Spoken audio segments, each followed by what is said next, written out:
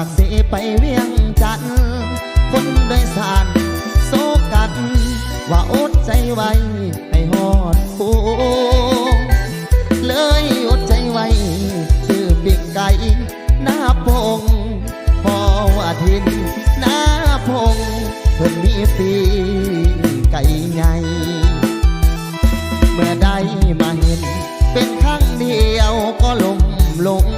เห็นเสางามหน้าพงเป็นเมืองคงประทับใจเลยจกทงส่งตกลงซื้อปิ่งไก่ยินแต่เพิ่นว่าไว้เป็นคำก่อนผ่อนใส่กันปีกไก่หน้าพงแก่กับเหล่าเขาเมืองคง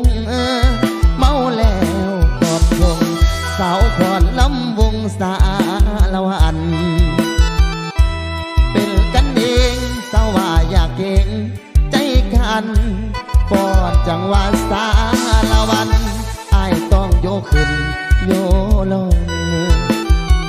เมื่อได้ฟังเสียงแอนทำนองสาละวันขอวิวอนนอนฝันถึงบ้านก่อนตอนโยโล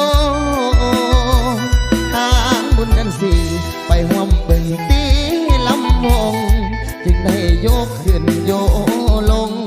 กับสาวหน้าปงหินสาละวัน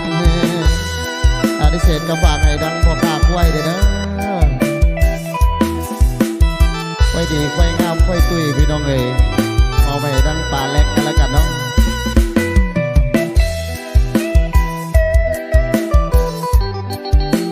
อีกซับหนึ่งเพื่อนว่าได้ห้อย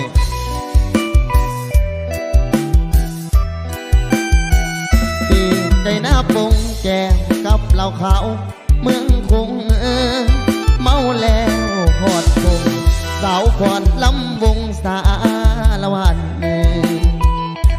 เป็นกันเองสาวว่าอยากเก่งใจกันฟอนจังหวะสาละวันอ้ายต้องโยกขึ้นโยลงถ้าหากไม่ฟังเสียงแค้นทำนองสาละวันขอวิวอนนอนฝันถึงบ้านก่อนตอนโยลงทางบุญดันสี